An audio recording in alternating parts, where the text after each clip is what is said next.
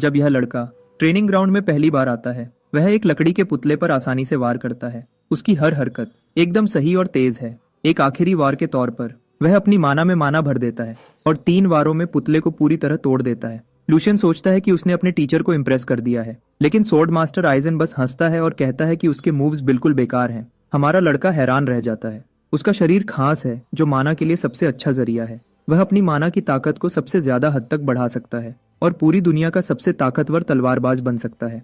फिर भी उसका तलवारबाजी का टीचर उसे बेकार कहता है। पता चलता है कि हमारे लड़के की 2 मुश्किलें हैं। वह अपनी तलवार एक किराए के सिपाही की तरह चलाता है और उसे उसमें माना भरने में बहुत ज्यादा टाइम लगता है। इतना काबिल शरीर भी सब कुछ नहीं कर सकता। एक अनुभव वाला माना यूज करने वाला उसे लड़ाई में आसानी से हरा देगा। फिर आइजन उसे दिखाता है कि असली तलवारबाजी कैसी होती है और लकड़ी के पुतले को एक ही वार में धूल बना देता है। उसके बाद वह लूशियन से कहता है कि अगर वह उसी लेवल तक पहुंचना चाहता है तो बिना थके ट्रेनिंग करे। कुछ दिन की ट्रेनिंग गुजर जाती है और लूशियन को आखिर में ईजान के साथ लड़ने का मौका मिलता है। वह जितनी ताकत से कर सकता है हमला करता है, लेकिन सोर्ड मास्टर एक हाथ से सब कुछ रोक देता है। लूशियन हर तरफ से अलग अलग मूव्स ट्राई करता है, लेकिन कुछ काम नहीं करता। आइजन सब कुछ आसानी से रोक देता है। ऊपर से किया गया एक ताकतवर वॉर भी नाकाम हो जाता है और लूशियन पीछे धकेल दिया जाता है। तब आइजन आगे बढ़ता है हमला करने के लिए, माना से भरी तलवार के साथ। अगर लूशियन उसे रोक नहीं पाता तो वह खत्म हो जाएगा, तो वह भी अपनी तलवार को चार्ज करता है। उनकी तलवारें माना के एक धमाके के साथ टकराती हैं। लूशियन हमले का जवाब दे पाता है और आइजन की तलवार को भी पीछे धकेल देता है। सोर्ड मास्टर हैरान रह जाता है। उसने कभी इतनी ताकतवर माना पहले महसूस नहीं की। इस लड़के ने सिर्फ कुछ दिनों में जो तरक्की की है वह कमाल है। जब उनकी ट्रेनिंग खत्म होती है, पूरा ट्रेनिंग ग्राउंड टूट फूट गया है, जिससे नौकर सोचने लगते हैं कि वह कैसी ट्रेनिंग कर रहे थे। लूशियन पास में बैठा है, अपने कांपते हाथों को देखते हुए और अपनी टूटी हुई लकड़ी की तलवार को, और उसे सिर्फ एक बात का अफसोस है, अगर उसे यही ट्रेनिंग और टीचर अपनी पिछली जिंदगी में एक किराए के सिपाही के रूप में मिला होता तो वह इतनी बुरी तरह नहीं मरता, बिना किसी मौके के भी। जो किराए का सिपाही मरता नहीं, वह तीसरे दर्जे का होता है। उन्हें यही बताया जाता है।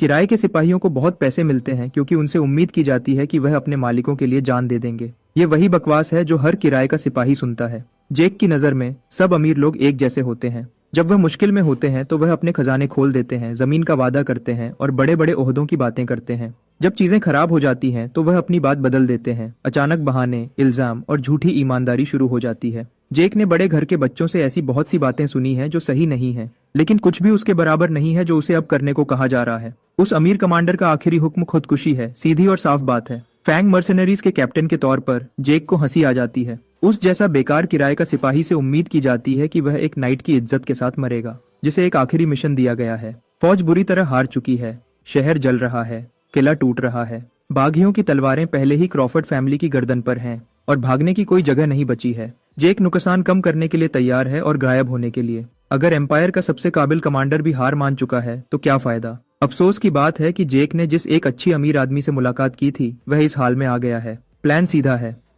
जब बाकी कल अपना आखिरी हमला करेंगे, जेक और उसके आदमी कमांडर के पास खड़े रहेंगे और रोक कर रखेंगे जब तक क्रॉफर्ड्स भाग नहीं जाते। अगर यह नाकाम होता है तो जेक को भागने की इजाजत है जब कमांडर मर जाता है। पैसे एक कीमती रतन के रूप में मिलेंगे जो फैंग मर्सनरीज को 3 साल तक चलाने के लिए काफी होंगे। जेक मना कर देता है, सिर्फ इसलिए कि वह बहुत हंसता है। इसका मतलब ये नहीं कि वह बेवकूफ है। यह हुक्म उसके आदमियों को जिंदा ढाल बना देता है, जिनका मतलब है अपने मालिकों के लिए कुछ और सेकंड्स खरीदना। सब जानते हैं कि बाकी फैंग मर्सनरीज पर रहम नहीं करेंगे। कमांडर कुछ और कहता है, लेकिन ऐसा नहीं है। वह झूठ है जो चलेगा नहीं। बागियों के लिए जेक और उसके आदमी पक्के दुश्मन हैं। जंग के दौरान उन्होंने बहुत कुछ किया है यह नफरत कमाने के लिए। उन्होंने खुद को लाशों के रूप में छुपाया, मरे हुए लोगों के बीच में, फिर उठे और पीछे से गले काटे। इज्जत की कभी परवाह नहीं की, सिर्फ नतीजे मैटर करते थे। जेक ने इस तरह से अनगिनत कमांडर्स को मारा है। यही एक वजह है कि क्रॉफर्ड इतने टाइम तक जिंदा रहे। बागियों को शायद जेक का सर लॉर्ड क्रॉफर्ड से भी ज्यादा चाहिए। कमांडर यह जानता है, इसलिए जेक और उसके आदमी इतने अच्छे शिकार हैं। जब जेक बात मानने से मना करता है, कमांडर उसे मारने की धमकी देता है और जबरदस्ती मर्सनरीज पर कब्जा करने की। एम्पायर के सबसे माहिर नाइट की तलवार के सामने जेक लड़ने की तैयारी करता है। तो अब एम्पायर का सबसे इज्जतदार आदमी ऐसा दिखता है। कोई माफी इसको सही नहीं ठहरा सकती। हैरानी की बात है, ये जेक को ठीक लगता है। एक बेकार आदमी को मारना एक इज्जतदार आदमी से आसान है। उसके बाद कोई कड़वा एहसास नहीं होता। उसका सबसे अच्छा ऑप्शन है कमांडर का सर बागियों को देना और भाग जाना, लेकिन वह बेहतर जानता है इस आदमी ने उसके लिए पहले ही तैयारी कर रखी है। शायद बाकी 2 कमांडर लेवल के सर फैंग मर्सनरीज की आजादी के बदले में मान लेंगे। जेक अपनी जान देने को तैयार है। उसने उन लड़कों को अपनी मतलबी ख्वाहिशों के लिए जंग में घसीटा। वह सब एक साथ गरीबी से निकले थे, एक सपने के पीछे। उन्होंने उस पर भरोसा किया और उसके पीछे नरक तक गए। इसके लिए वह जिम्मेदार है, क्योंकि वह उनका कैप्टन है और यही एक कैप्टन करता है। यह सुनकर कमांडर को याद आता है कि असली नेतृत्व का क्या मतलब होता है। उसे शर्म आ जाती है। किसी और जिंदगी में वह क्रॉफर्ड्स के बजाय खुशी खरुशी जेक जैसे किसी की सेवा करता। अब और टाइम नहीं है। जेक हमला करता है। कमांडर हिलता नहीं है। वह जेक से कहता है कि उसे कभी माफ न करे और फिर उसे काट देता है। उनके बीच का फर्क बहुत ज्यादा है। जेक का सर पल भर में अलग हो जाता है। तुम इस टैलेंट नाम की बुरी चीज को हरा नहीं सकते। उसे उम्मीद है कि यह काफी होगा। उसके आदमियों को भागने का हुक्म दिया गया था। अगर वह वापस नहीं आता। वह तलवार से जिया, उसी से मरना सही लगता है। जैसे ही उसके ख्याल धुंधले होते हैं, एक सवाल रह जाता है। अगर वह एक अमीर की तरह उसी मौके के साथ पैदा होता तो वह कितनी दूर तक जा सकता था। फिर कुछ नहीं था, जब तक होश वापस नहीं आता। जेक अपनी होश में आता है, एक लड़के की घबराई हुई मिन्नत सुनते हुए। इसे समझने से पहले एक भारी हाथ उसके गाल पर पड़ता है, जिससे वह पूरी तरह जाग जाता है। एक लड़का उसके ऊपर खड़ा है, असली आंसू रो रहा है और उसे मास्टर लूशियन बुला रहा है। उसे लगता है कि यहाँ कुछ बहुत गलत है। सबसे पहले उसका दागदार, अनुभव वाला और पुराने कपड़े जैसा टूटा फूटा शरीर गायब है। उसकी जगह पर एक यंग मास्टर का शरीर था, इतना साफ और ताजा जिसमें ताजी घास की खुशबू थी। दूसरी बात, यह नाक पोंछा लड़का कौन था जिसने उसके गाल पर थप्पड़ मारा और जोर जोर से रो रहा था। लड़के ने सोचा कि वह मर गया था। लड़के का दिल यह बर्दाश्त नहीं कर पाया। एक पर्सनल नौकर के तौर पर उसे मार दिया जाता और अपने मालिक के पास दफनाया जाता। सबसे बढ़कर यह फैमिली के लिए एक बहुत बड़ी मुश्किल होती। जेक समझ नहीं पाया कि वह आदमी क्या बक रहा था। यंग मास्टर्स, पर्सनल नौकर, फैमिली, इन सब का उसकी जिंदगी से कोई लेना देना नहीं था। आखिरी चीज जो उसे याद थी वह उसकी खूनी मौत थी। दुनिया में उसका सर अभी भी कैसे लगा हुआ है। उसका दिमाग बहुत तेज चलने लगा। हालात को समझते हुए और आसपास देखते हुए उसने सोचा कि किसी तरह वह एक बिल्कुल अनजान आदमी के शरीर में आ गया है।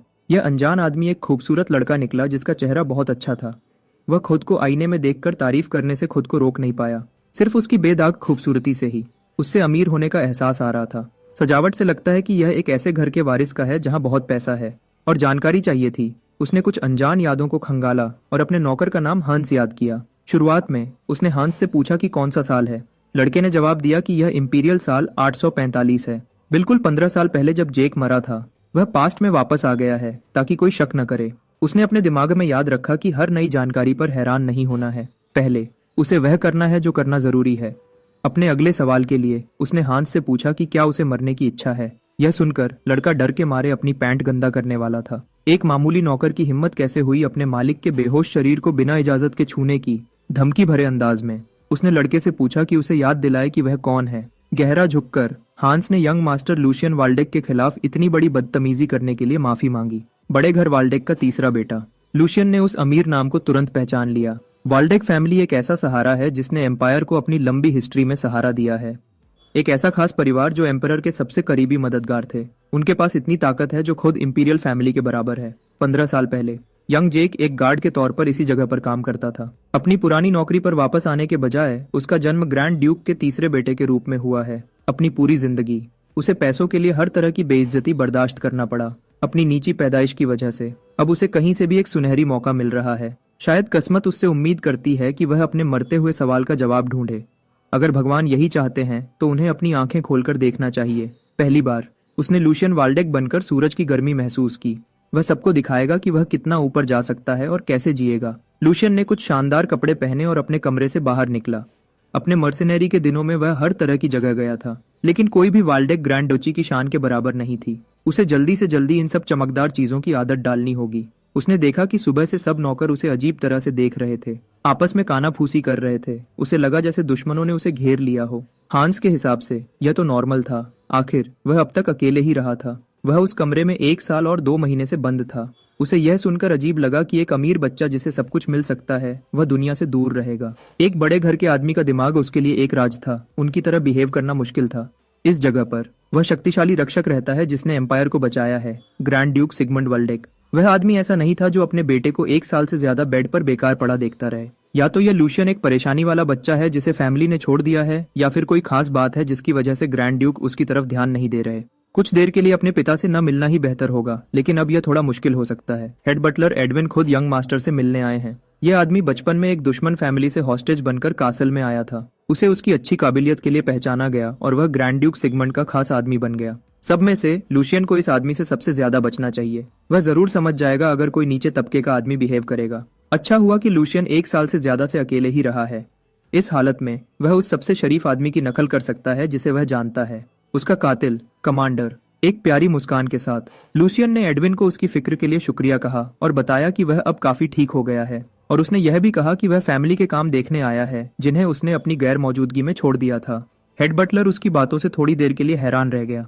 उसे तसल्ली हुई कि यंग मास्टर में कोई बदलाव नहीं आया था। अच्छा हुआ लूशियन का शरीफ बनने का नाटक काम कर गया। उसने जल्दी से जल्दी उस हालत से निकलने की कोशिश की, लेकिन एडविन ने उसे जाने से रोक दिया। अभी ग्रैंड ड्यूक अपने बेटे से मिलना चाहते हैं। तुरंत लूशियन को उसके पिता के स्टडी रूम में लाया गया। ग्रैंड ड्यूक सिगमंड एक बहुत सख्त आदमी है। अभी वह लूशियन से पूछ रहे हैं कि वह अभी तक जिंदा क्यों है। जाहिर है लूशियन अपने इस सपोज्ड पिता के अजीब सवाल से हैरान रह गया। ड्यूक ने पिछले 1 साल की उसकी सब हरकतों को नजरअंदाज करने का सोचा था। उसने अपनी माँ की मौत को बहाना बनाया था ताकि वह एक नोबल होने की अपनी जिम्मेदारी से बच सके। एक बिगड़े हुए बच्चे की तरह बिहेव कर रहा था, लेकिन उसने आखिर वह हद पार कर दी जो उसे नहीं करनी चाहिए थी। सिर्फ खुद को लोगों की नजरों से दूर बंद करके नाटक करने से खुश नहीं था, उसने खुद को नुकसान पहुंचाने की कोशिश की, अपनी जिंदगी को हल्का समझकर।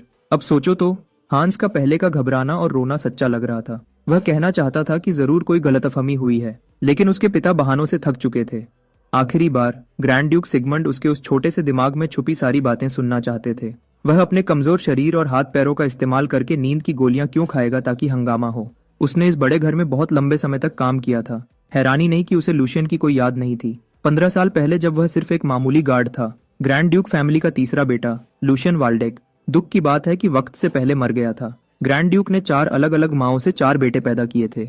यूएनसी तो बस ऐसे ही बच्चे पैदा कर रहा था। जेक ने इस बड़े फैमिली के लिए 10 साल काम किया था और नेचुरली वह यंग लॉर्ड्स और उनकी माओं से कई बार मिला था, लेकिन उसे लूशियन या उसकी माँ से कभी मिलने की कोई याद नहीं थी। लेडी वाल्डेक एक गंभीर बीमारी से जल्दी ही मर गई थी और उसका बेटा भी बाद में किसी अनजान वजह से मर गया। तब गार्ड जेक ने सोचा था कि माँ और बेटे की किस्मत खराब थी, बीमार और कमजोर थे। लूसियस की असली मौत की वजह छुपाई गई होगी। उसकी माँ की मौत, फैमिली में उसकी कमजोर पोजीशन और कई और दुखी करने वाली वजहों को देखते हुए उस नौजवान के लिए बोझ बहुत ज्यादा हो गया होगा। उसने आखिर नींद की गोलियां खाने का फैसला किया, बस जानलेवा डोज से थोड़ा कम। सच तो यह है कि वह बस अपने पिता से थोड़ा सा ध्यान पाना चाहता था। यह मदद के लिए एक पुकार थी, लेकिन उसने यह नहीं सोचा कि 1 साल तक अकेले रहने से उसके कमजोर शरीर को कितना नुकसान हुआ था। दवा के असर को झेल न पाने की वजह से उसकी मौत हो गई। लूसियस वाल्डेक ने गलती से अपनी आखिरी सांस ली। नए लूसियस को इस मुश्किल टॉपिक से बाहर निकलना होगा। ड्यूक एक ऐसे बेटे के लिए थोड़े बेरहम लग रहे थे जिसे उन्होंने 1 साल से नहीं देखा था, और डांट थोड़ी सख्त लग रही थी। चाहे सिगमंड खुद को कितना भी सख्त दिखाएं, वह फिर भी एक पिता है। उनके अंदर जरूर कुछ चल रहा होगा, लेकिन यह किसी और की फीलिंग्स का ख्याल रखने का वक्त नहीं था। लूसियस नोबल होने की हद से गिरने वाला था। अगर उसने गलत बात कही तो उसे खुद को सुधारने का दूसरा मौका नहीं मिलेगा। जब ड्यूक आखिरी वार्निंग देते हैं तो समझ लो कि वह उसे पूरा करेंगे। लूसियस को अपनी सुनहरी फ्यूचर में दरारें पड़ने की आवाज सुनाई दे रही थी। अगर उसने ग्रैंड ड्यूक को अपने काम का अच्छा जवाब नहीं दिया तो उसे कम से कम एक दूर के मोनेस्ट्री में प्रीस्ट बनकर भेज दिया जाएगा। वह अभी दुनिया को अलविदा कहने के लिए तैयार नहीं था। सबसे बुरा नतीजा यह होगा कि उसे एक सख्त उत्तरी इलाके में भेज दिया जाएगा, जहां उसे बर्फ के मैदानों की हद जमा देने वाली ठंड और भूखे जानवरों का सामना करना पड़ेगा जिंदगी भर। वह अपनी गर्दन काटने और एक नई जिंदगी शुरू करने से बस कुछ घंटे दूर था। फिर भी पहली असली मुश्किल सामने आ चुकी थी। लूसियस ने किसी उलझी हुई फैमिली मैटर को अपनी कीमती दूसरी चांस बर्बाद नहीं करने दी, तो वह बोल पड़ा जैसे उसके पिता ने कहा था। पहले उसने अपनी बेवकूफी से वाल्डेक नाम खराब करने और सबको, खासकर अपने पिता को, बहुत चिंता देने के लिए दिल से माफी मांगी। उसने अपनी गलती मानी और वादा किया कि वह ग्रैंड ड्यूक जो भी सजा देंगे उसे खुशी से मान लेगा। लेकिन यह एम्पायर के सबसे शक्तिशाली आदमियों में से एक को हिलाने के लिए काफी नहीं होगा। अपने पिता की ममता को जगाने की बजाय उसने ड्यूक से कहा कि वह दिल खोलकर खरुश हो। जो हो गया वह बदला नहीं जा सकता। अपनी जिंदगी को, जो मौत के मुंह से वापस आई है, पिछले वक्त से जोड़ने की बजाय वह आगे के अच्छे फ्यूचर के लिए मेहनत से जीना चाहता है। उसकी बात, यकीन और कॉन्फिडेंस ने उसकी बातों को सच बना दिया। लेक्चर देने की बजाय उसने अपने सामने वाले आदमी से गुजारिश की, एक ग्रैंड ड्यूक की तरह नहीं बल्कि एक पिता की तरह एक हिम्मत देने वाला शब्द कहे। लूसियस का मानना है कि जो बच्चा गलत है उसे अपने माँ बाप के सामने दिल से पछताना चाहिए, और माँ बाप को ऐसे बच्चे को खुशी से अपनाना चाहिए। क्या यह पिता और बेटे के बीच का सही फर्ज नहीं है जो ऊपर वाले के कानून से बांधे हैं? Head butler Edwin young master की बातों की तारीफ से काफी हैरान था। उसने बच्चे की ऑरा और माहौल में बहुत बड़ा बदलाव महसूस किया। लूसियस उस कमजोर बच्चे से बहुत अलग बिहेव कर रहा था और बोल रहा था जो हमेशा डरता रहता था। उसके सामने वाला नौजवान बिल्कुल अलग आदमी था। लड़के ने जो कुछ कहा था उस पर गौर करने के बाद ड्यूक सिगमंड को माँ बाप के फर्जों पर लेक्चर सुनना अच्छा नहीं लगा। फिर भी उनके चेहरे पर एक हल्की सी मुस्कान दिखी। अपने बेटे की बात सुनकर उन्हें एहसास हुआ कि वह इतना जी चुके हैं कि सब कुछ देख लिया है। अपने पिता की सख्त आवाज को थोड़ा नरम होते हुए सुनकर लूसियस ने अंदर ही अंदर चैन की सांस ली। जैसा उसने सोचा था, झुकने और घबराने की बजाय अपने पिता के सामने हिम्मत से खड़ा होना सही फैसला था। एक चूहे की तरह जो हमेशा डर डर के चलता है, उसकी बजाय ग्रैंड ड्यूक एक जंगली कुत्ते की हिम्मत को ज्यादा इंपॉर्टेंस देते हैं, जो जानता है कि कैसे फैसले से हमला करना है। सिगमंड वाल्डेक को उसकी 10 साल की सर्विस अब काम आ रही थी। ड्यूक ने कभी नहीं सोचा था कि उनका सबसे दुखी बेटा मौत से वापस आने के बाद इतना हिम्मत वाला होगा। क्योंकि लूसियस ने खुद मेहनत का जिक्र किया था, सिगमंड ने अपने तीसरे बेटे से उसके आगे के प्लान्स के बारे में पूछा। सोच समझकर अपने शब्द चुनते हुए लूसियस ने जवाब दिया कि पहला कदम सबसे पहले अपने टूटे हुए शरीर को ठीक करना होगा।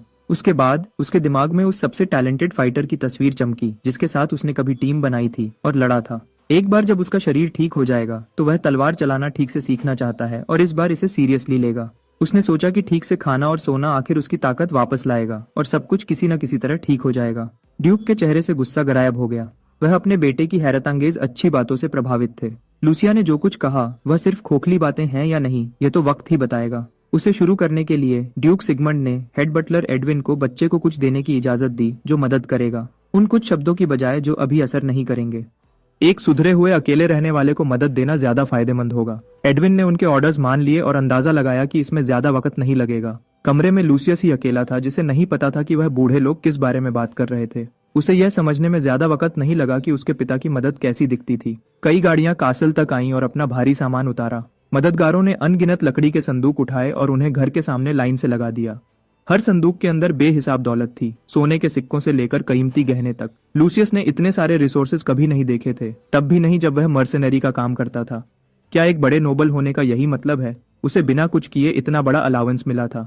यह सारा खजाना सिर्फ 1 महीने के लिए था। उसकी जेबों में सोने के सिक्के भरे थे। शायद कुछ नया करने में इन्वेस्ट करना अच्छा होगा, कुछ ऐसा जो उसके कमजोर शरीर को पूरी तरह बदल दे। वह खुद को एम्पायर में सबको दिखाते हुए और सबसे बेहतर बनते हुए देख सकता है।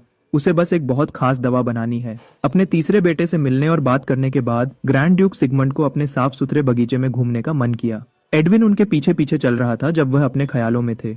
हेड बटलर के हिसाब से यह वह जगह थी जिसे लेट ग्रैंड डचेस लूशियन की मां मरने से पहले बहुत पसंद करती थी। ड्यूक ने इस पुरानी यादगार जगह पर कुछ वक्त से विजिट नहीं किया था। यह साफ था कि उन्होंने आज ही इसे बदलने का फैसला क्यों किया। यंग मास्टर लूशियन के अचानक बदलाव ने सिगमंड को पिछले दिनों की याद दिलाई होगी, भले ही बच्चा कुछ देर के लिए अपने पिता की नजरों से गिर गया था। ड्यूक को फिर भी उस लड़के के लिए थोड़ा प्यार था।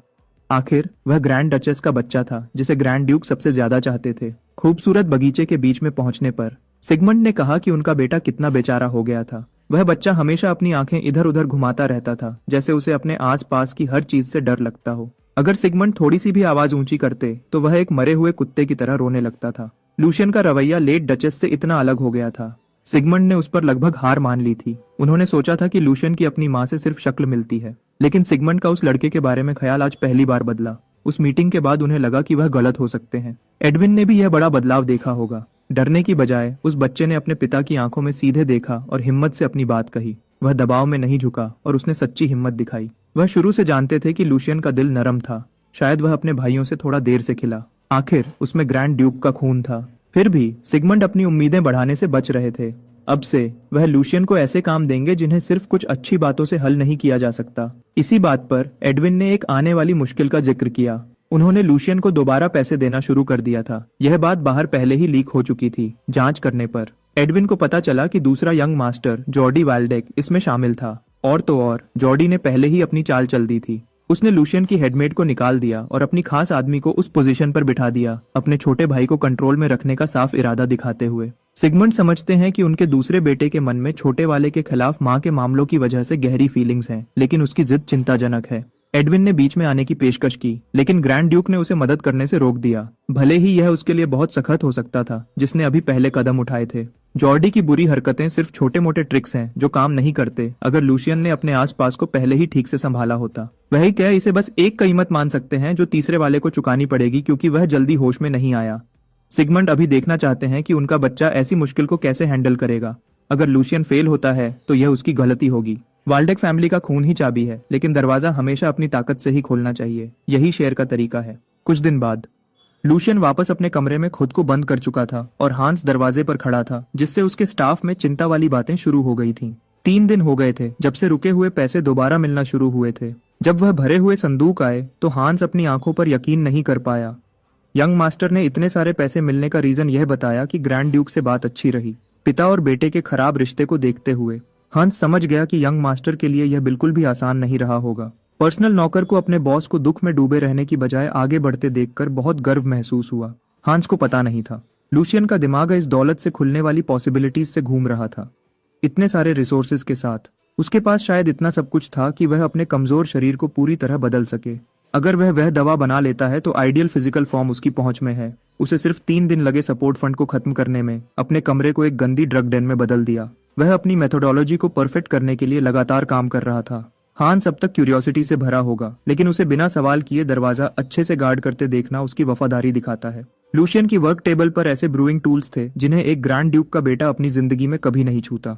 उसके चारों तरफ बहुत महंगी जड़ी बूटियों के क्रेट्स थे जो सिर्फ चांदनी में उगती हैं। इस वक्त तक उस रेयर मूनलाइट हर्ब का आम इस्तेमाल भी डिस्कवर नहीं हुआ था। लूशियन ने अपना पूरा महीने का अलाउंस खर्च कर दिया जितना वह खरीद सकता था। सबको लूशियन अभी एक पागल आदमी लग सकता है, लेकिन 1 साल बाद यह फैसला बहुत फायदा देगा। मूनलाइट हर्ब की कीमत 10 गुना बढ़ जाएगी, नहीं 20 गुना से भी ज्यादा। वह बेसिकली 2010 में फूल के शेप का बिटकॉइन खरीद रहा था। अब जब वह खुद इस चमत्कारी जड़ी बूटी से वैल्यू निकालने पर काम कर रहा है तो उसे अल्केमिस्ट गिल्ड की हिम्मत के लिए नया सम्मान मिला है। जब उन्होंने मूनलाइट हर्ब्स पर काम करना शुरू किया, कामयाबी शायद साफ नहीं थी, लेकिन फिर भी उन्होंने हिम्मत की और पूरे एम्पायर के सारे मूनलाइट हर्ब्स इकट्ठे कर लिए। उन्होंने अपनी जिंदगी का सबसे बड़ा दांव खेला जब गिल्ड का फ्यूचर दांव पर था। उस हिम्मत की वजह से एल्केमिस्ट्स ने एक ऐसी अनोखी दवा बनाई जिसने पूरे एम्पायर को हिलाकर रख दिया।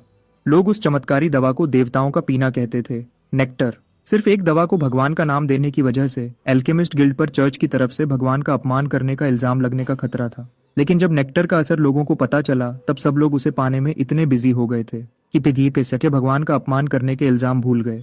3 दिन तक अपनी एल्केमी सेट पर मेहनत करने के बाद लूशियन ने आखिरकार नेक्टर का एक सफल बैच बना लिया। नेक्टर ने एक ऐसी बात को चुनौती दी जो हजारों सालों से कभी गलत नहीं मानी गई थी। एक मार्शल आर्टिस्ट कितना आगे जा सकता है यह उसके पैदा होते ही तय हो जाता है। बहुत लंबे समय तक उस हद को एक पक्का नियम माना जाता था जिसे कोई तोड़ नहीं सकता। पैदाइशी फितरत पहले से ही तय होती थी और किसी का शरीर कभी बदला नहीं जा सकता। यह पुरानी सोच नेक्टर की वजह से जल्दी ही टुकड़े टुकड़े हो गई। सिर्फ एक बॉटल पीने से यह उन लोगों को भी एक अच्छा योद्धा बना सकती है जिनमें बिल्कुल भी टैलेंट नहीं है। जो उसने जल्दी से अपने कमरे में बनाया था वह असली वाले जितना असरदार नहीं था। आखिर वह कोई असली एल्केमिस्ट तो नहीं है, उसे तो सिर्फ बड़े पैमाने पर बनने वाली चीजें बनाना आता है। लेकिन यह बॉटल काफी होनी चाहिए अभी उसके बहुत टूटे हुए शरीर को ठीक करने के लिए। उसकी किस्मत अच्छी थी कि वह वक्त में वापस आ गया ताकि ये सब हो सके। बाद में जब पूरे एम्पायर में गड़बड़ का दौर शुरू हुआ तो सबसे पहले एल्केमिस्ट गिल्ड को जलाया गया। सरकारी लोगों ने नेक्टर की रेसिपी को एक ऐसी चीज माना जो ताकत का संतुलन बिगाड़ सकती है। अपने तख्तों पर बैठे लोगों ने असली रेसिपी को इतिहास से मिटाने की बहुत कोशिश की, लेकिन कुछ लोगों ने काफी क्लूज इकट्ठे कर लिए और कुछ वैसा ही बना लिया। उनमें से एक जेक द मर्सेनरी था। ज्यादा लोग जिन्होंने मूनलाइट हर्ब पर एक्सपेरिमेंट करने की कोशिश की वह उसके साइड इफेक्ट से मर गए, लेकिन वह कामयाब रहा। बिना किसी हिचकिचाहट के जेक मूनलाइट हर्ब ले पाया, वह मूनलाइट हर्ब ले पाया। लूशियन ने नए बने नेक्टर की बोतल खोली और उसके अंदर का सब कुछ पी गया। ऐसा करते ही वह पहला इंसान बन गया था जिसने कुदरत की ताकत को अपनी ताकत में बदल दिया था। यह इस बात पर डिपेंड करता है कि एनर्जी का दौरा कितना अच्छा होता है। वह अपने शरीर में फैल रही माना की ताकत को इस्तेमाल करके खुद को और बेहतर बना सकता था। जो ताकत और क्वालिटी कोई निकाल सकता है वह हर इंसान में बहुत अलग होती है। नेक्टर की चमत्कारी ताकत का इस्तेमाल करके उसने जबरदस्ती अपने शरीर के अंदर के बंद रास्तों को खोलना शुरू कर दिया। लूशियन ने सोचा था कि जब उसके रास्ते खुल जाएंगे तो दवा का असर खत्म हो जाएगा, लेकिन वह गलत था। आमतौर पर इस प्रोसेस की वजह से बहुत दर्द होना चाहिए, लेकिन उसे बिल्कुल ठीक लग रहा था। इसके उल्टा बहुत सारी माना बिना किसी रुकावट के उसके पूरे शरीर में फैल रही थी, जैसे वह अपनी सही जगह ढूंढकर बैठ रही हो। एक नए पैदा हुए बच्चे के शरीर में भी आमतौर पर ऐसी गंदगी होती है जो कभी न कभी खून के दौरे को रोक देती है। क्या ऐसा हो सकता है कि लूशियस वाल्डेक पैदाइशी तौर पर ही उन महान लोगों में से है जिन्हें कुदरत ने खास ताकत दी है? जब सूरज डूबने लगा, हांस के घबराहट में इधर उधर चलने की आवाज लूशियन के कमरे के बाहर सुनाई दे रही थी। आखिरकार वह दरवाजा जो पिछले कुछ दिनों से बंद था थोड़ा सा खुला। यंग मास्टर आखिरकार अपनी तन्हाई से बाहर निकला और हांस से पूछा कि जब वह अंदर बंद था तो कुछ हुआ क्या। हमेशा की तरह वह रोने वाला नौकर परेशानी में अपने मालिक के पास दौड़ा। हांस ने बार बार यंग मास्टर को आवाज देने की कोशिश की, लेकिन उसे कभी कोई जवाब नहीं मिला। वह सिर्फ दिन रात दरवाजे की रखवाली कर सकता था। वह डर गया था कि कुछ हो गया है या लूशियन फिर से अकेला रहने लगा है, लेकिन सच्चाई इससे बहुत अलग थी। यंग मास्टर की आंखें पहले से भी ज्यादा तेज हो गई थीं। उसे सबसे ज्यादा जानने वाला होने की वजह से हांस समझ गया था कि कुछ तो जरूर बदला है। लूशियन एक अलग इंसान लग रहा था और महसूस हो रहा था। बाहर से अभी कोई बड़ा बदलाव नहीं दिखेगा। अपने फैंसी कपड़ों के नीचे वह अभी भी एक पतला बच्चा है, सिर्फ हड्डियां और चमड़ी।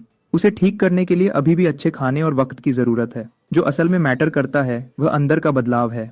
अभी उसका दिल सबसे शुद्ध माना को तेजी से पंप कर रहा है। अंदर से वह बहुत तेजी से बदल रहा है। लूशियन की पैदाइशी बनावट ने इस रिजल्ट को पॉसिबल बनाया।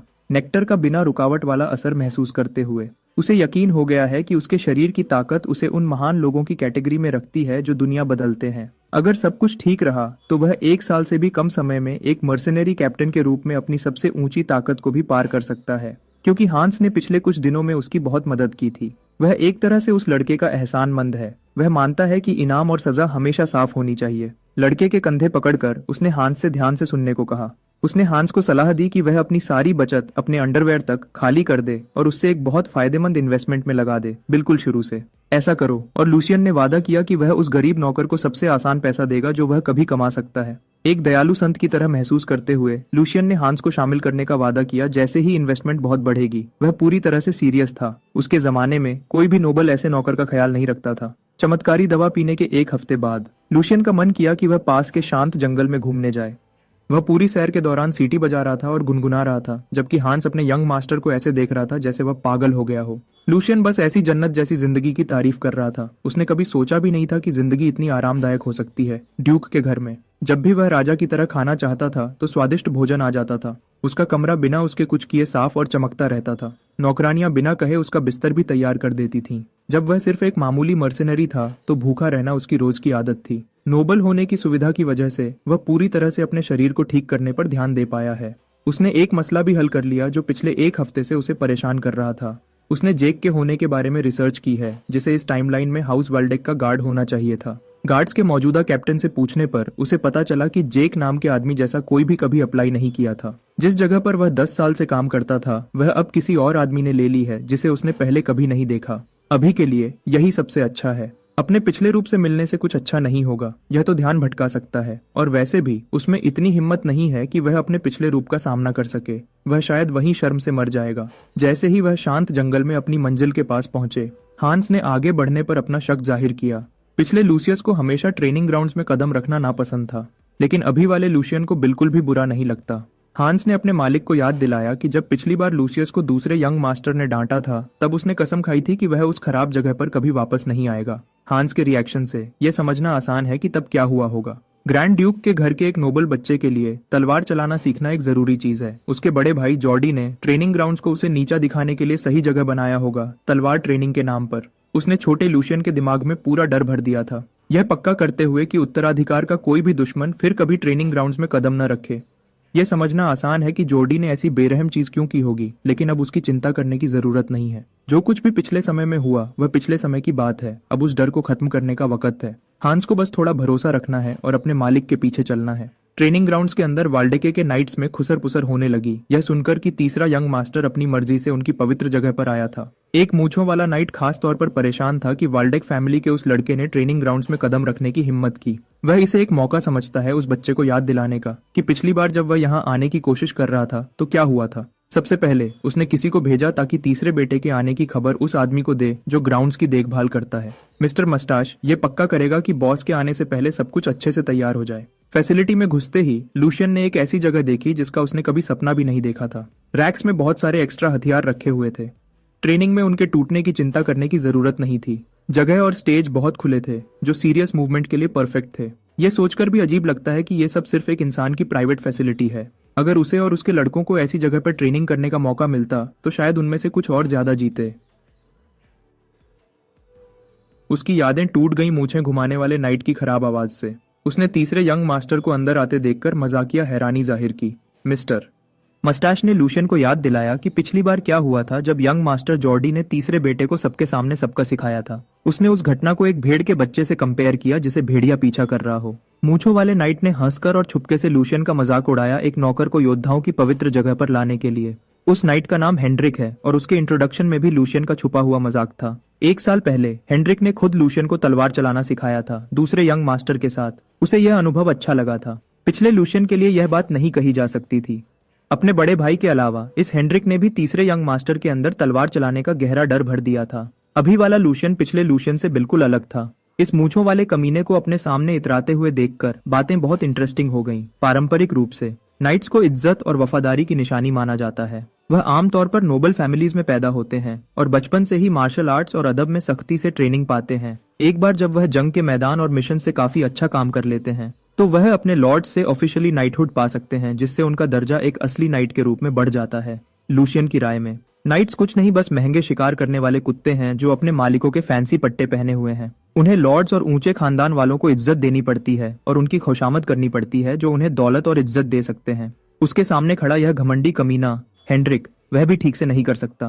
फैमिली में लूशियन की कमजोर पोजीशन शायद उसके खराब बर्ताव में एक वजह है, लेकिन उसमें इतनी हिम्मत है कि वह बदतमीजी करे, ज्यादातर उस आदमी की वजह से जो उसके पीछे है। जॉर्डी की पकड़ उसे ऐसा महसूस कराती है जैसे उसे कोई छू नहीं सकता। सच कहूं तो लूशियन इस बेवकूफ इडियट को बहुत तेज ट्रेनिंग देना चाहेगा, उसकी सोच को बिल्कुल शुरू से तोड़कर फिर से बनाना चाहेगा और भी बहुत कुछ। अगर मौका मिलता तो उसे इस आदमी के साथ खेलने में बहुत मजा आता। बदकिस्मती से उसे यह याद रखना होगा कि अगर वह हद पार करता है तो उसके पिता कैसे रिएक्ट करेंगे, चाहे पसंद हो या न हो। नाइट्स एक नोबल घर की मुख्य लड़ने वाली ताकत होते हैं। वह कीमती चीजें हैं। कोई भी गलत सजा लॉर्ड और नौकर के बीच बिना वजह का तनाव पैदा करेगी। लूशियन अभी पूरी ताकत से नहीं जा सकता, यह सही वक्त नहीं है, एक साफ आवाज में उसने कहा। वह पिछले समय की एक छोटी सी घटना की वजह से ट्रेनिंग ग्राउंड से दूर नहीं रह सकता। उसने ऐलान किया कि अब से वह तलवार चलाना सीखने के लिए ज्यादा बार आएगा। उसने पहले ही बहुत सारा वक्त बर्बाद कर दिया है, उसे बहुत कुछ कवर करना है।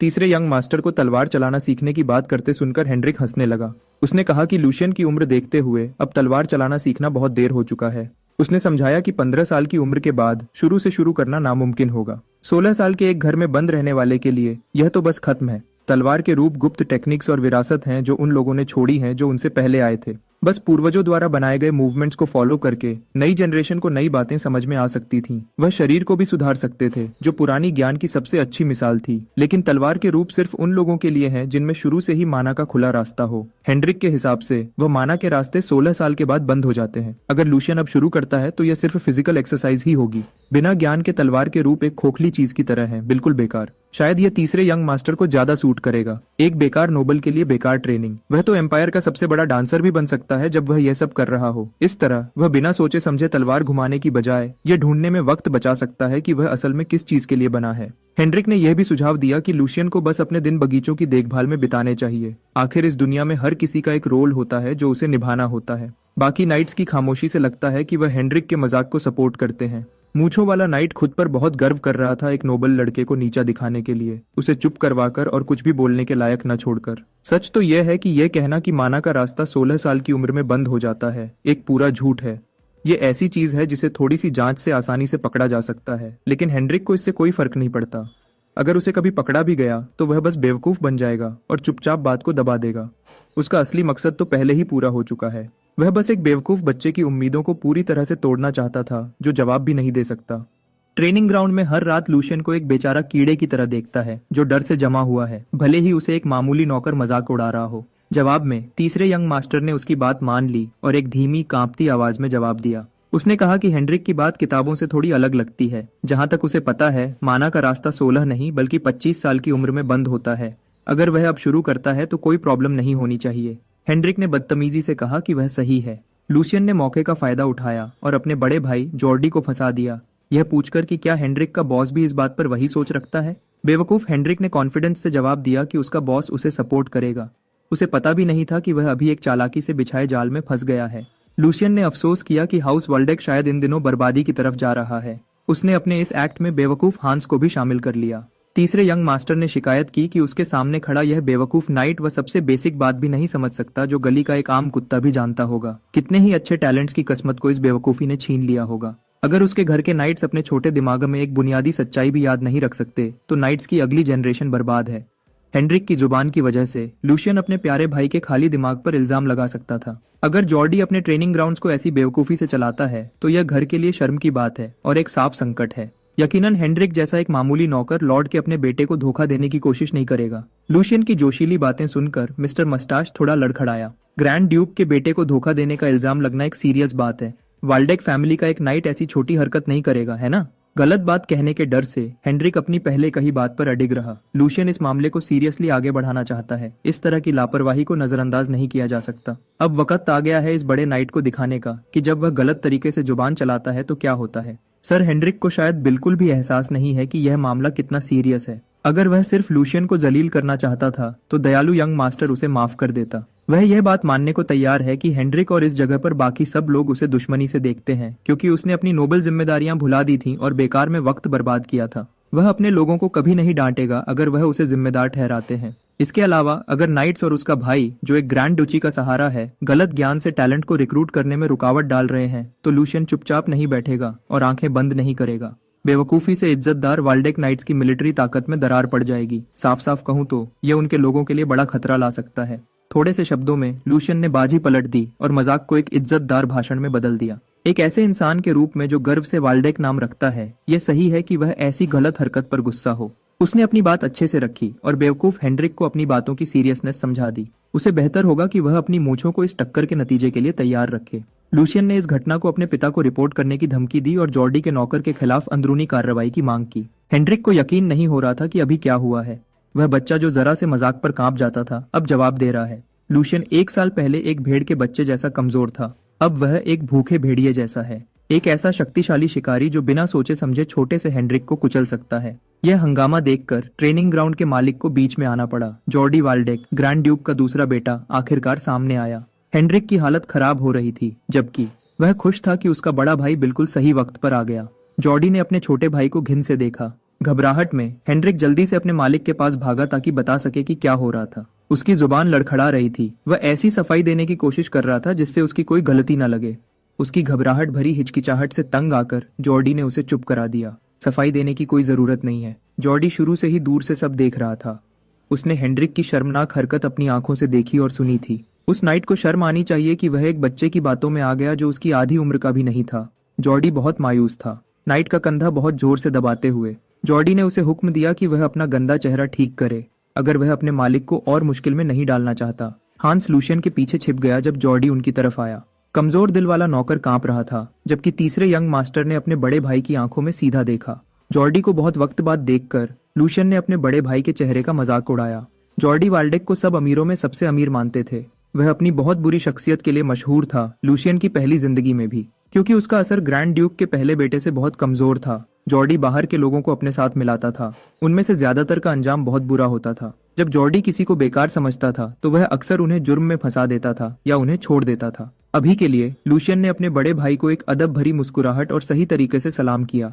उन्होंने बहुत वक्त से बात नहीं की थी, इसलिए उसने कुछ आम सी बातें कही। बिना किसी हिचकिचाहट के जॉर्डी ने लूशियन को एक बेवकूफ इंसान कहा। उसने कहा कि उसने सब कुछ देखा है जब से छोटे भाई ने उसके ट्रेनिंग ग्राउंड में कदम रखा है। जॉर्डी ने उस पर इल्जाम लगाया कि उसने हिम्मत की और उनके इज्जतदार परिवार की शान को खराब किया। लूशियन ने अपना नाटक जारी रखा और बड़े भाई से कहा कि वह अपने इल्जाम को और खोलकर बताए। जॉर्डी ने बहाना बनाया कि सर हेनरिक ने बहुत वक्त से थ्योरी नहीं पढ़ी थी, इसलिए पहली बातचीत बस एक गलतफहमी थी। फिर भी उसके इज्जतदार नाम को बीच में लाना और फजूल की उलझन पैदा करना साफ गलती थी। इसके लिए हेनरिक जिम्मेदारी से बच नहीं सकता। लेकिन जॉर्डी का अपने आदमी को एक छोटी सी बात के लिए डांटने या सजा देने का कोई इरादा नहीं है, क्योंकि अपने बेकार छोटे भाई के उल्टा वह कहता है कि वह वफादारी की अहमियत जानता है और सर हेनरिक ने परिवार के लिए कितना खून बहाया है। और तो और जो भाग गया, जो आम तलवारबाजी की ट्रेनिंग भी नहीं सह पाया, उसे एक असली नाइट पर उंगली उठाने और इल्जाम लगाने का कोई हक नहीं है। जॉर्डी ने जोर देकर कहा कि लूशियन को पहले अपने नौकर चाकर की इज्जत करना सीखना चाहिए, इल्जाम लगाने से पहले। यह सिर्फ अपना काम ईमानदारी से करने वाले नाइट ऑर्डर की वजह से है कि वाल्डेक मौजूद रह सकता है और राज कर सकता है। जॉर्डी अपने आदमियों की तरफ मुड़ा और अपने छोटे भाई की तरफ से आज की इस गड़बड़ के लिए सच्चे दिल से माफी मांगी। लूशियन की बातों को एक न समझ बच्चे का गुस्सा मानकर जिसे नरमी दिखानी चाहिए, उसने अपने बेवकूफ छोटे भाई का खास ख्याल रखने का वादा किया। लूशियन काफी प्रभावित हुआ कि जॉर्डी ने उसकी जुबानी हमले को कैसे संभाला। इस आदमी का दिमाग बहुत तेज चलता है। लूशियन ने खास तौर पर अपनी गालियां और इल्जाम जॉर्डी पर लगाए थे, लेकिन दूसरे बेटे ने चालाकी से उसे घुमा दिया और नाइट्स के खिलाफ बेइज्जती में बदल दिया, उन्हें भड़का दिया और अपनी इज्जत भी बचा ली। आज तो बस एक शुरुआत थी। वह जॉर्डी की तारीफ करेगा मौजूदा मसले को संभालने के लिए। सीने पर हाथ रखकर लूशियन ने गलतफहमी को माना और जॉर्डी के सही डांटने से बचने के फैसले की तारीफ की, एक बड़े भाई की बेइज्जती करने की हिम्मत करने के लिए। लूशियन ने जॉर्डी की बातों को दिल से लेने का नाटक किया, उन्हें कीमती सलाह मानते हुए। अपने बड़े भाई की तारीफ करते हुए जॉर्डी बहुत खुश था। लूशियन ने घुमा फिराकर उसे खाली दिमाग वाला बेवकूफ कहने का एक तरीका ढूंढ लिया। उसने पहले ऐसी शर्मनाक बातें कहने के लिए शर्मिंदगी जाहिर की, खुद को एक ऐसा छोटा भाई बताया जो बड़े भाई की मेहरबानी से सीखने को बेचैन है। लूशियन ने जॉर्डी की बहुत ज्यादा तारीफ की। हांस को हुक्म दिया कि वह बड़े भाई की सीख को तुरंत लिख ले। कागज से काम नहीं चलेगा। ऐसे शब्दों को सबसे अच्छी रेशम पर कढ़ाई की जानी चाहिए। ऐसा करने से दो मकसद पूरे होते हैं। वह जॉर्डी का इस्तेमाल लूशियन की कमजोर छवि को मिटाने के लिए कर रहा है, जबकि सबके दिमाग में एक नई और मजबूत छाप बना रहा है। यह एक नया रूप है। वह दयनीय तीसरा यंग मास्टर अब नहीं रहा। उसकी जगह एक ऐसा आदमी है जो अमीरों का खेल खेलना जानता है। यह सब कहकर लूशियन ने जॉर्डी से जाने की इजाजत मांगी। आखिर उन दोनों के लिए कुछ भी अच्छा नहीं होगा अगर वह नौकर चाकर के सामने झगड़ते रहे। जॉर्डी हारा नहीं था, लेकिन लूशियन की मीठी जुबान वाली गुस्सा दिलाने वाली चालों से वह गुस्से से भर गया। वह उस छोटे कमीने को अपने इलाके में थोड़ी देर और रखना चाहता था, ताकि उसे और सख्त सबक सिखा सके। लेकिन लूशियन ने उसे याद दिलाया कि उनके पिता आजकल उस पर गहरी नजर रख रहे हैं। शुरुआत से कुछ न होने की वजह से उसके पास खोने के लिए कुछ भी नहीं है। उसके भाई के लिए ऐसा नहीं कहा जा सकता। वह मुड़ा और जॉर्डी की खामोशी को अपनी इजाजत समझा। लूशियन ने हांस को पकड़ा और बिना किसी रुकावट के ट्रेनिंग ग्राउंड से तेजी से निकल गया। उसे जॉर्डी के साथ थोड़ी देर मजाक करने में मजा आया, इसलिए अब वह जा रहे हैं। जैसे ही लूशियन बाहर निकला, हेनरिक ने अपने मालिक जॉर्डी को उकसाने की कोशिश की ताकि वह उसे बिना कुछ कहे जाने से रोके। यह सबसे बुरी चीज थी जो वह कर सकता था। अभी जॉर्डी गुस्से से फट रहा था। वह जानता था कि उसे किसी तरह धोखा दिया गया था। लूशियन और हांस ने वही खूबसूरत रास्ता लिया जो उन्होंने पहले लिया था। वह नौकर काफी बेचैन महसूस कर रहा था, यह जानकर कि उन्होंने दूसरे बेटे को नाराज किया था। लूशियन किसी और से बेहतर जानता है कि दूसरा यंग मास्टर जॉर्डी क्या कर सकता है। हांस उस राक्षस से होने वाले बदले से डर रहा है। अगर इस बार किसी तरह किस्मत अच्छी रही भी तो अगली बार वह ठीक रहेंगे, इसकी कोई गारंटी नहीं।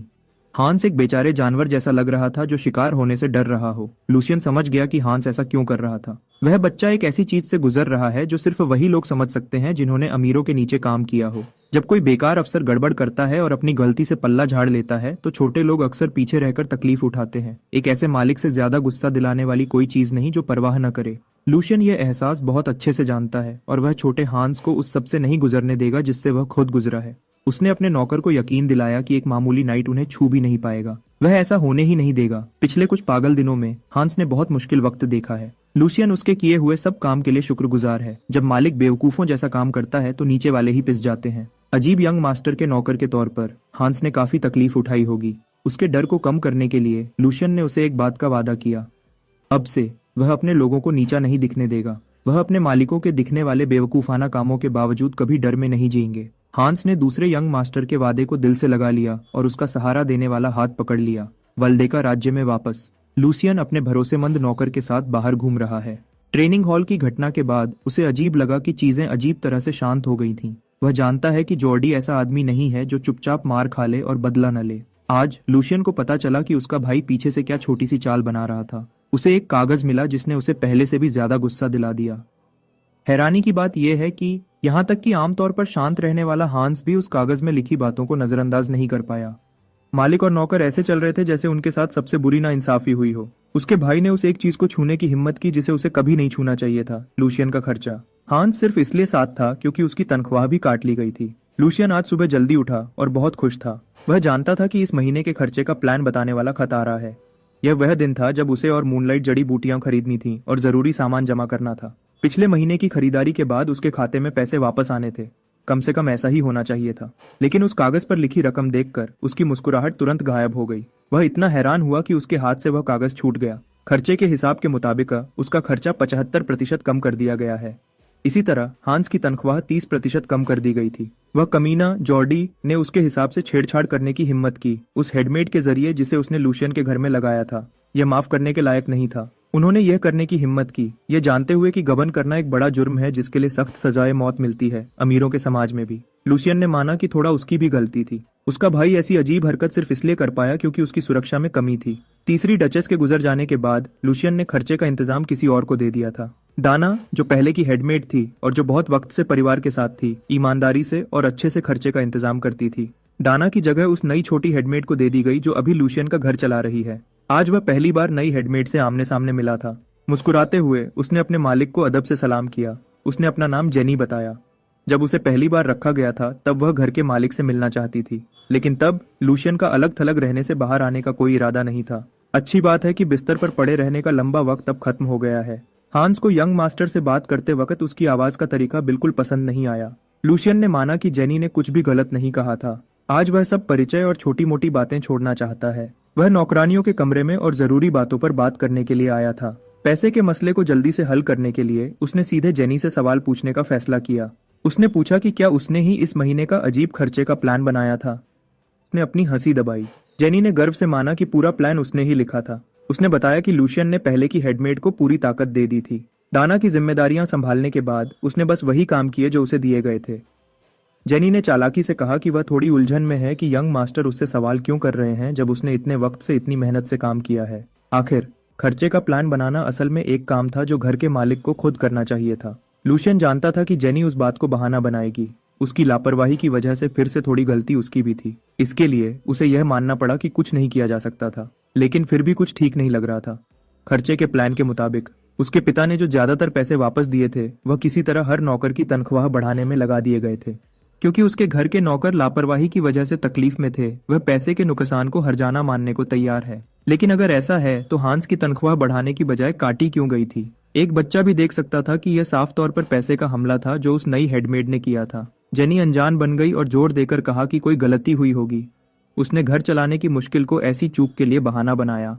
उसने अपने नीचे काम करने वाली नौकरानियों को गवाह बनने के लिए कहा ताकि वह यह बताएं कि वह कितनी ज्यादा काम करती है। यह देखकर कि वह उसकी नजर के नीचे जम गए थे, साफ दिख रहा था कि जेनी ने नौकर चाकर के जरिए घर पर कब्जा कर लिया था। घबराई हुई मुस्कुराहटों के साथ सब नौकरानियां जल्दी से जेनी के फैसले का बचाव करने लगीं और मिस जेनी की तारीफ करने लगीं। उन्होंने यहाँ तक कि हेडमेड की अब से और अच्छे से मदद करने का वादा किया ताकि ऐसी चूक से बचा जा सके।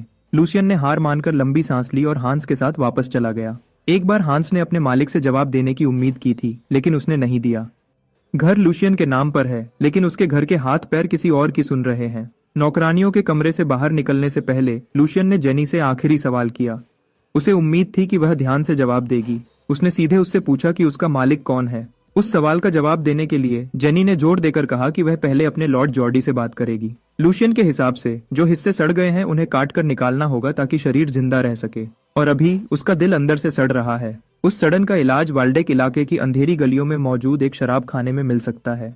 एक काले चौगे में छिपा हुआ तीसरा यंग मास्टर हांस को उस संदिग्ध जगह पर घसीट कर ले गया, अपने दिमाग को शांत करने के लिए मछली पकड़ने के बहाने से, खुले पानी की जगह। उसके बजाय वह जमीन के नीचे एक लड़ाई के अड्डे में घुसे जो बिगड़े हुए जुआरियों से भरा था। शराब खाने के बीच में एक रिंग था जहां लड़ने वाले लोगों के लिए लड़ते थे। अगर लूशियन से पूछो तो यह मछली पकड़ने के लिए सबसे अच्छी जगह है। कौन जानता है, शायद आज कोई बड़ा हाथ लगेगा। मेन इवेंट के पास से गुजरते हुए वह खाली बार की तरफ चला। बारटेंडर ने उसे दूर से देखा और तुरंत उसे चेताया कि यह जगह बच्चों के घूमने की नहीं है। लूशियन ने शिकायत की कि एक जुए के अड्डे को ग्राहकों की बात हो तो नखरे नहीं करने चाहिए। क्या होगा अगर वह ग्राहक जुआ खेलने के लिए बहुत पैसे वाला निकला? जैसे ही उसने अपना चेहरा दिखाया, बारटेंडर का रवैया अच्छा हो गया। कुछ वजह थी कि लूशियन ने हेडमेड को सब स्टाफ के सामने डंडे से नहीं पिटवाया। पहली, जेनी सिर्फ एक मामूली मुलाजिम नहीं है, उसकी बहुत बड़ी सपोर्ट है। वह उस दाई की बेटी है जिसने जॉर्डी को बचपन से पाला था। वह उसे अपनी बहन की तरह देखता है। उस औरत को लापरवाही से छूना आग को और बढ़ाकर एक बड़ी मुश्किल पैदा करेगा। दूसरी, लूशियन के घर में पदक्रम पूरी तरह से गड़बड़ था। जितना उसने सोचा था उससे भी बुरा। उसकी मौजूदा मुश्किल आम समझ से बहुत परे है और उसे एक सही इलाज की जरूरत है। आखिरी, उसका पिता ड्यूक नजर रख रहा है।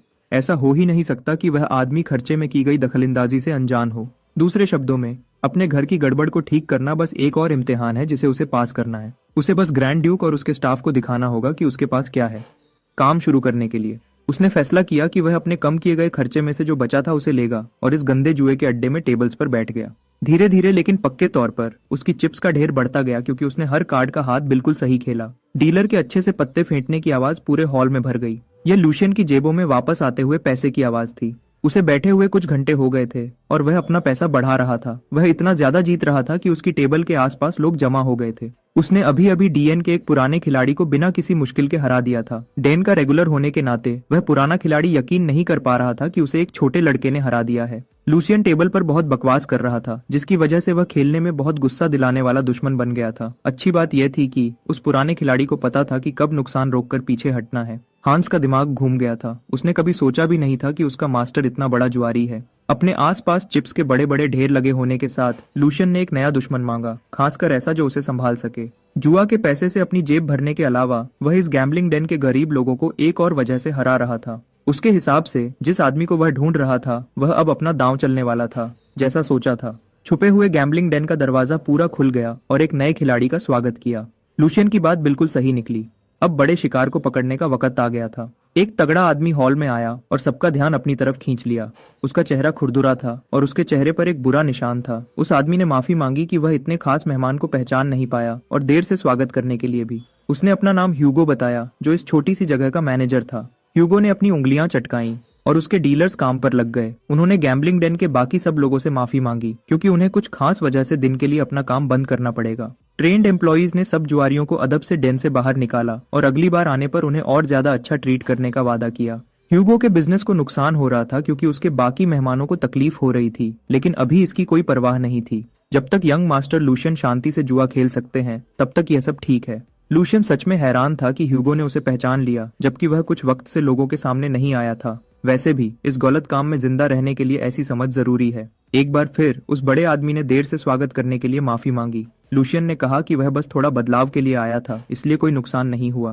ह्यूगो ने उसके चिप्स के जमा हुए ढेर की तारीफ की। बहुत वक्त हो गया था जब से इस जगह के किसी मेहमान ने इतने बड़े जीत के ढेर लगाए थे। अगर लूशियन को बुरा न लगे तो ह्यूगो ने टेबल पर उसका अगला दुश्मन बनने की इजाजत मांगी। तीसरे यंग मास्टर ने उस बड़े आदमी को आगे बढ़ने के लिए उकसाया। एक खास कस्टमर सर्विस वाली मुस्कान के साथ ह्यूगो ने नर्म होकर कहा कि वह यंग मास्टर का मुकाबला नहीं कर सकता, लेकिन वह अपनी तरफ से पूरी कोशिश करेगा कि वह कुछ चालें दिखा सके जो उसने वक्त के साथ सीखी हैं। यकीनन गैम्बलिंग डेन के मैनेजर के खिलाफ एक खेल वक्त बिताने के लिए काफी होगा। उस बड़े आदमी से आ रहे दबाव को महसूस करते हुए हांस ने अपने मास्टर के कान में फुसफुसाया। उसे पैसे निकाल कर जाने को कहा क्योंकि उन्होंने पहले ही बहुत पैसा कमा लिया था। उसे उस दाग वाले आदमी के बारे में बहुत बुरा लग रहा था। हांस ने महल में बहुत से डरावने लोग देखे थे, इसलिए वह जानता था कि यह आदमी बहुत खतरनाक है। खासकर ह्यूगो की आंखों ने हांस के दिल पर असर किया। ऐसी आंखें मिलना सच में मुश्किल है। लूशियन को यह सुनकर खुशी हुई कि हंसा के एक बड़े घर में नौकर के रूप में काम करने के साल बेकार नहीं गए थे। जो कुछ भी हांस ने महसूस किया था वह सब सच था। ब्लैक शार्क ह्यूगो के चेहरे पर भले ही एक नर्म मुस्कान हो, लेकिन उसने अपना यह नाम ऐसे ही नहीं कमाया था। लूशियन की पिछली जिंदगी में ह्यूगो का नाम अंडरवर्ल्ड में एक कुदरती आफत की तरह डर पैदा करता था। उसका सफर वाल्डेक इलाके के एक शहर की अंधेरी गलियों से शुरू हुआ था। उसने अपने तगड़े शरीर का इस्तेमाल अपने दुश्मनों को जख्मी करने के लिए किया। हिंसा और चालाक योजनाओं के साथ वह एक ऐसी ताकत बन गया जिसे कोई रोक नहीं सकता था। ब्लैक शार्क ह्यूगो को मशहूर होने और बदनाम होने में ज्यादा वक्त नहीं लगा। उसने जुआ, स्मगलिंग और यहाँ तक कि कॉन्ट्रैक्ट किलिंग्स में भी हाथ डाला। वह हर उस जुर्म में शामिल होता था जिसमें सबसे ज्यादा पैसा मिलता था। अपने बेरहम तरीकों से उसने धीरे धीरे अपना काम बढ़ाया और किंग ऑफ द नाइट के नाम से जाना जाने लगा। 5 इलाकों के अंडरवर्ल्ड पर राज करता था। बाद में उसने एम्पायर के टूटने वाले वक्त को एक सीढ़ी की तरह इस्तेमाल किया ताकि वह लोगों के सामने आ सके। अच्छी पॉलिटिकल चालों से उसने खुद को बैरन का खिताब दिलाया। वह पहले लोगों में से था जिसने बदलते हुए हालात को अपनाया और एम्पायर के डरावने वॉरलॉर्ड्स में से एक बन गया। लेकिन अभी ब्लैक शार्क ह्यूगो अंडरवर्ल्ड में बस एक नया खिलाड़ी है, लेकिन इससे यह सच नहीं बदलता कि वह एक बहुत खतरनाक आदमी है। आज शिकार को फंसाने और खूनी पानी में एक जंगली शार्क को पकड़ने का वक्त आ गया था। टेबल पर ताश के पत्ते और चिप्स का एक पहाड़ रखा हुआ था। लूशियन ने कहा कि वह एक सिंपल कार्ड गेम खेलें। ह्यूगो मान गया और कहा कि उन्हें बैटिंग लिमिट नहीं रखनी चाहिए। आखिर वह वाल्डेक फैमिली के यंग मास्टर को छोटे दांव से बोर नहीं होने दे सकता था। लूशियन खुशी खुशी इस शर्त पर मान गया। वह बस खुश था कि उसे कोई ऐसा मिला जो उसकी बात सही से समझता था। अंदर ही अंदर ह्यूगो लूशियन को एक आम लड़का समझता था जो सिर्फ अपने फैमिली के नाम की वजह से अकड़ दिखाता है। एक अनजान बच्चा जिसे यह भी नहीं पता कि उसकी खुशनुमा बातें ही उसके गले में फंदा बनेंगी। कमरे में गहरी खामोशी छा गई जब डीलर ने उनके पत्ते बांटे। सच कहूं तो उसने उम्मीद नहीं की थी कि वह लड़का पहले के डीलर्स को हरा देगा। फिर भी ह्यूगो लूशियन की जीत का फायदा उठा सकता था। उसकी नजर में एक नादान बच्चा जो थोड़ी सी जीत के नशे में चूर है, वह हारने पर और ज्यादा तकलीफ में डूब जाएगा। ह्यूगो हर खेल में इस बेफिक्र अमीर लड़के को पूरा निचोड़ देना चाहता था। खेल शुरू करने से पहले लूशियन ने ऐसे दिखाया जैसे उसे कुछ याद आया हो जो उसे करना था। एक दूसरे की जेब खाली करने की कोशिश करने से पहले लूशियन ह्यूगो से एक सवाल पूछना चाहता था। यह उनकी पहली मुलाकात थी, लेकिन यंग मास्टर को वह क्रिमिनल मास्टरमाइंड पहले ही काफी पसंद आ गया था। एक नेता को उसके साथियों के आसपास के माहौल से ही जांचा जा सकता है। यह साफ था कि यह गैम्बलिंग डेन कोई कानूनी काम नहीं था। इतने बड़े पैमाने पर एक छुपे हुए बिजनेस को चलाना कोई छोटा काम नहीं है। अगर ह्यूगो कानून की पतली रेखा को पार करता तो वाल्डेक फैमिली को जरूर पता चल जाता और बहुत पहले ही सफाया हो गया होता। ह्यूगो ने कहा कि वह अपनी जगह जानता है और बड़े लोगों को नाराज न करने का ध्यान रखता है। लूशियन वाल्डेक फैमिली का सदस्य हो सकता है, लेकिन उसने ब्लैक शार्क को यकीन दिलाया कि वह सख्त किस्म का आदमी नहीं है। बातों को घुमाने के बजाय लूशियन ने एक सच्चा जवाब मांगा। वह जानना चाहता था कि ह्यूगो मास प्रोडक्शन कब शुरू करने वाला है। बिना पलक झपकाए ब्लैक शार्क ने पूछा कि वह लड़का किस बारे में बात कर रहा था। जब लूशियन ने वेस्ट्रा में तैयार की जा रही उस चीज का जिक्र किया तो ह्यूगो का दिल बैठ गया। वाल्डेक फैमिली के तीसरे यंग मास्टर ने आमतौर पर यह बॉम्ब फोड़ा कि वह उस इलीगल हेलुसिनोजन के बारे में जानता था जिस पर ह्यूगो काम कर रहा था। सच की इस बात ने उस अंडरग्राउंड कमरे की हवा निकाल दी। दरवाजे पर खड़े गार्ड्स भी हैरान रह गए। सब में से हांस सबसे ज्यादा हैरान था और यह साफ दिख रहा था। ह्यूगो ने अपने पत्ते टेबल पर गिरा दिए जब उसका दिमाग सही जवाब सोचने लगा। आखिर में उसने अनजान बनने का फैसला किया, लेकिन उसकी हिचकिचाहट ने साफ कर दिया कि वह घबराया हुआ था। अपने चिप्स के साथ खेलते हुए लूशियन ने अपनी बात पर और जोर दिया। अपने चेहरे पर एक चालाक मुस्कान के साथ उसने यह भी कहा कि वह जानता था कि ह्यूगो को मार्किस लोग्रिन ने काम दिया था। वह हिस्सा हेलुसिनोजेंस वाल्डेक इलाके को इलीगल ड्रग डिस्ट्रीब्यूशन से हिलाने के लिए बनाए गए थे। वह मार्किस की सस्ती चालों को बिल्कुल पसंद नहीं करता था। उसकी राय में अमीर फैमिलीज के बीच एक हद होती है जिसे पार नहीं करना चाहिए। उसने ह्यूगो से पूछा कि क्या वह भी यही सोचता है। लूशियन के इस धोखे को देखने के तरीके से ब्लैक शार्क को ज्यादा असरदार मानना सही होगा। वाल्डेक इलाके में इतना घिनौना जुर्म करने की हिम्मत और कौन कर सकता था उसके अलावा। अगर एक भी छोटी सी गलती हो जाती और वह पकड़ा जाता तो ग्रैंड डची से जुड़े हर कोई उसे टुकड़े टुकड़े कर देता। ग्रैंड ड्यूक के पास जितनी भी ताकत थी वह सब उसे कुत्ते की तरह ढूंढती, बिना किसी छूट के। अभी ह्यूगो का दिमाग उलझा हुआ था। अगर उसने गलत बात कही तो उसे मौत और पूरी तरह से पकड़े जाने का खतरा था। इस इलाके में वाल्डेक फैमिली सबसे बुरा दुश्मन हो सकती है। आमतौर पर यह बात 2 साल तक दुनिया के सामने नहीं आती। उस वक्त के आसपास ग्रैंड ड्यूक को एक रिपोर्ट मिली थी जिसमें उसके इलाके में एक नए ड्रग के फैलने की जानकारी थी। जेक उन सिपाहियों में से एक था जिन्हें ब्लैक शार्क के ठिकाने पर छापा मारने के लिए भेजा गया था, लेकिन वह बहुत देर कर चुके थे। ह्यूगो पहले ही शहर से भाग चुका था और अपने डीएन में किसी भी गलत काम का कोई निशान नहीं छोड़ा था। लूशियन का उस वक्त धोखा खाने का अनुभव अब काफी मददगार साबित हुआ। सब कुछ सामने होने के बाद भी ह्यूगो ने कहा कि जरूर कोई गलतफहमी हुई होगी। उसने कहा कि वह बस एक छोटा सा मैनेजर है जो एक छोटे से गैम्बलिंग जॉइंट में थोड़े पैसे कमाता है और वह कभी ड्रग्स में हाथ नहीं डालेगा। पूरे यकीन के साथ उसने कहा कि कोई जलता हुआ कॉम्पिटिटर उसके खिलाफ झूठी अफवाहें फैला रहा होगा ताकि उसे नुकसान पहुंचा सके। अगर उसे मौका मिला तो उसने खुद उस अफवाह का पता लगाने का वादा किया, क्योंकि वह बड़ा आदमी झुकने को तैयार नहीं था। लूशियन ने कहानी में थोड़ी और जानकारी जोड़ी। उसने ह्यूगो से पूछा कि क्या वह चावल की मिल जो वह चला रहा था वह बस एक आम दुकान थी, और क्या वह अंडरग्राउंड रास्ता जो महल के ठीक बाहर तक जाता था वह बस एक मासूम भागने का रास्ता था। एक आखिरी बार लूशियन ने अपने पहले सवाल का जवाब मांगा, क्या वह मास प्रोडक्शन के स्टेज के करीब है? ह्यूगो अपनी कुर्सी में ढीला पड़ गया। किसी तरह उसे चेकमेट की पोजीशन में फंसा दिया गया था। वह लड़का नकली दुकान और गुप्त रास्ते के बारे में जानता है। अगर वह इतना जानता है तो अब बहाने बनाना बेकार है। एक जंगली जानवर की तरह घिरकर ह्यूगो ने उसी वक्त ड्यूक के तीसरे बेटे को मारने का सोचा। उसके आदमियों ने पहले ही अपने छुपे हुए हथियार निकाल लिए थे। बिना गार्ड्स के एक अमीर लड़के को एक ही झटके में आसानी से मारा जा सकता है। लूशियन ने ब्लैक शार्क को कहा कि वह कुछ ऐसा करने से पहले अच्छे से सोच ले जिसका उसे बाद में अफसोस हो। आखिर वह अपनी जिंदगी को दांव पर लगाकर जुआ खेल रहे थे। उसने ह्यूगो को याद दिलाया कि वह अपनी अगली चाल को ध्यान से सोचे, यह देखते हुए कि वह अपनी इस जगह तक कैसे पहुंचा है। उस बड़े आदमी ने ग्रैंड ड्यूक सिगमंड के बेटे को मारने के बेकार ख्याल को छोड़ दिया। अगर वह पकड़ा गया, और इसके बहुत ज्यादा चांसेस थे कि वह पकड़ा जाएगा, ह्यूगो को ऐसी हालत में डाल दिया जाएगा जहां मौत की भीख मांगना ही रहम का रास्ता होगा। अपनी जान बचाने के लिए उसने अपनी इज्जत को भुला दिया और घुटनों पर गिर गया। पूरी ईमानदारी के साथ उसने ग्रैंड ड्यूक के गुस्से से बचने की भीख मांगी। वह समझ गया था कि यंग मास्टर खुद उसे ढूंढने आया था, बजाय इसके कि वह नाइट्स की फौज के साथ उसके दरवाजे तोड़ देता। अगर वाल्डेक फैमिली के बाकी लोगों को उसके जुर्मों का पता होता तो उसका सर कब का उड़ गया होता। इस वक्त अगर लूशियन उसे कुत्ता बनने को कहता तो वह कुत्ता बन जाता। अगर लूशियन उसे भौंकने को कहता तो वह भौंकता। अगर रेंगने को कहा जाता तो वह रेंगता। ह्यूगो के आदमी उसके पीछे खड़े हो गए और अपने बॉस के साथ झुककर भीख मांगने लगे। वह आदमी जो एम्पायर के भविष्य में सबसे ताकतवर लोगों में से एक बनने वाला था, उसकी ऐसी हालत हो गई थी। थोड़ा सोचने के बाद लूशियन अपनी आरामदायक कुर्सी से उठ खड़ा हुआ। ऐसे काम के कुत्ते को अपने पास रखना बिल्कुल भी बुरा नहीं लगता। आखिर उसे कुछ अच्छे हाथ पैरों की जरूरत थी। यह सुनकर ह्यूगो ने उसकी हर बात मानने की कसम खाई। लेकिन लूशियन ह्यूगो जैसे आदमी के लिए यह नहीं चाहता था। यह थोड़ा बोरिंग होगा। वह जानता था कि ब्लैक शार्क सिर्फ एक शिकारी कुत्ता बनकर कभी खुश नहीं रहेगा। भीख मांगने वाले आदमी की आंखों में आंखें डालकर लूशियन ने सभी लोगों के लिए एक बेहतर डील पेश की। उसने ह्यूगो से पूछा कि क्या वह इसके बजाय नाइट बनने की कोशिश करना चाहेगा। यह शब्द सुनकर ब्लैक शार्क के अंदर कुछ गहरी भावनाएं जाग उठीं। हर दूसरे लड़के की तरह उसने भी कभी पागलपन की हद तक नाइट बनने का सपना देखा था। आखिर में उसे उस सपने को छोड़ना पड़ा। जैसे जैसे वक्त गुजरता गया, जिंदगी की सच्चाई उसे साफ दिखने लगी। चाहे उसने कितनी भी स्किल बनाई हो, कितना भी मजबूत वह बना हो, और कितनी बार उसने अपने मास्टर के लिए अपनी जान दांव पर लगाई हो, उनकी नजर में वह बस एक नीची जाति का किसान था। वह बस एक काम का औजार था, एक मांस का टुकड़ा जिसे असली ताकत वाले लोग इस्तेमाल और गलत इस्तेमाल करते थे। उन चीजों की वजह से जो उसके कंट्रोल में नहीं थी, उसके जन्म की हालत की वजह से वह अपना सपना पूरा नहीं कर सकता था, चाहे उसने कितना भी खून बहाया हो। लूशियन के सवाल का जवाब देने के लिए, बिल्कुल, वह नाइट बनना चाहता था। वह इतना ज्यादा चाहता था कि वह नाइट बनने के मौके के लिए खुशी खुशी अपना सर जमीन पर पटक देता। अगर वह उस सपने को पूरा कर पाता तो वह अपनी रूह भी किसी को बेच देता जो उसे सच कर सके। लूशियन के सामने एक कमजोर आदमी था जो बचपन के सपने से चिपका हुआ था। वाल्डेक फैमिली की इज्जत के नाम पर उसने ह्यूगो को एक असली नाइट बनाने का वादा किया। अगर उसके पास ऐसी ईमानदारी और इज्जत हो कि वह भविष्य में कभी खुद पर शर्मिंदा न हो, तो सिर्फ दर्जा कोई रुकावट नहीं बनेगा। उसी पल लूशियन का चमकता चेहरा ह्यूगो के दिमाग में बस गया। उसने ह्यूगो को एक इंसान की तरह जीने का मौका दिया, न कि सिर्फ एक औजार की तरह।